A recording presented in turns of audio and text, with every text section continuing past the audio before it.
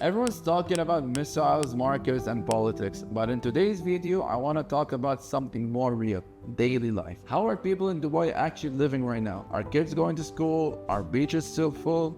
Are families staying or packing their bags? With a new ceasefire announcement on the table, I'm going to show you what's really happening on the ground, from schools and safety to community and quality of life, and why Dubai's story is still very strong. In the last few days, we've seen a major shift in the headlines: a conditional ceasefire announcement between the US and Iran after weeks of strikes across the Gulf region. The announcement has created a huge sense of relief across the Gulf, and Dubai has been one of the key places reporters went to capture how people are reacting on the ground. Yes, the ceasefire is short-term and fragile. We've even seen new alerts and live coverage are questioning whether it will fully hold, but it's still a very important psychological turning point for residents who have been living through a month of tension. And what's fascinating is this: even during the peak of the conflict, life in Dubai never completely stopped. The city has been pushing hard to protect a sense of normality in the day-to-day life. Let me give you a picture of what Dubai looks like right now. International media went to places like Kite Beach and GBR,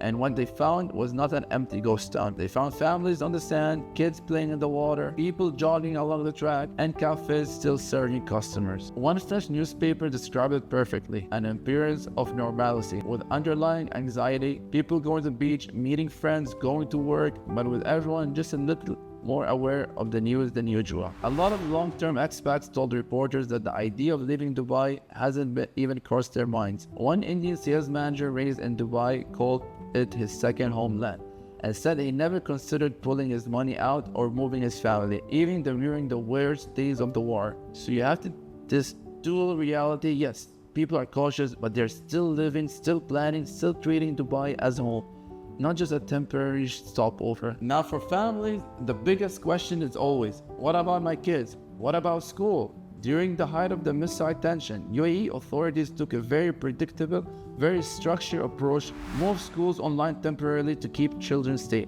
but keep their education going without interruption. KHDA and the Federal Ministry of Education instructed schools and universities to shift to remote learning for defined periods. Initially a few days, then extended for 2 weeks, with a weekly reviews of the situation. Because Dubai had already built a strong digital infrastructure from the COVID era, schools were able to switch to high-quality online provision quite quickly. Education experts in Dubai even commented that while it's not ideal, schools here are in a position to deliver a highly effective product for students during this period. So instead of chaos, parents got clear directives, regular updates, and a system that prioritized safety without sacrificing learning. And with the ceasefire announcement now in place, authorities are reviewing conditions week by week to normalize operations as security stabilizes. Another big piece of this puzzle is, do I feel safe walking outside?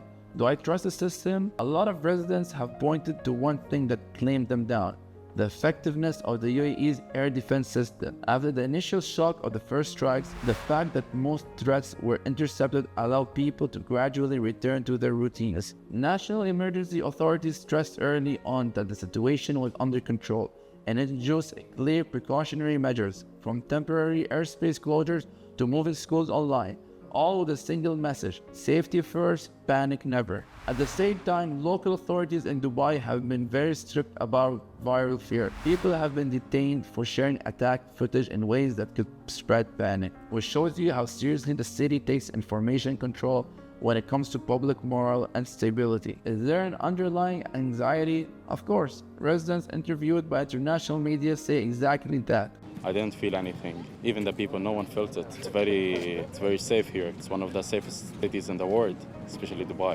But they also say, we trust the Emirati authorities. We believe they know what they're doing. That mix of caution plus confidence is what's holding the social fabric together right now. There's also a deeper social shift happening that most people outside don't see. Analysts have noticed that the way UAE leaders talk about residents is changing. Instead of treating expats as temporary guests, official language during the crisis increasingly framing everyone, Emiratis and expats, as one UAE family, going through this together. That might sound symbolic, but it matters.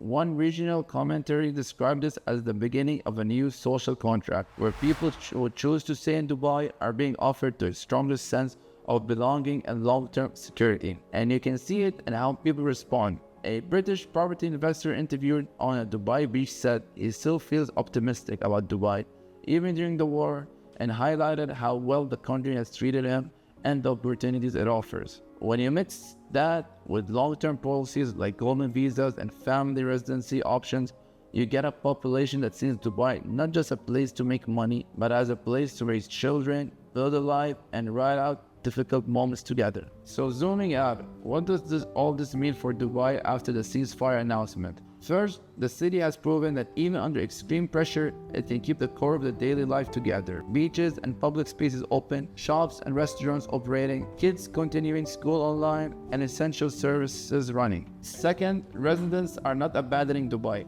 The stories coming out of international media are not of mass exodus, but of people consciously deciding to stay, to trust the system, and to keep treating Dubai as home, even while acknowledging their fears. Third, with a ceasefire framework now on the table and active diplomacy still ongoing, there's finally some breathing space. It's not the end of the story, but it's a psychological reset that lets the families think long-term again instead of just day-to-day. And remember, Dubai's whole model is built around quality of life. World-class schools, healthcare, infrastructure, public spaces, and safety. The war has tested that model, but it hasn't destroyed it. If anything, it's revealing just how resilient it actually is. If you're living in Dubai right now, let me know in the comments.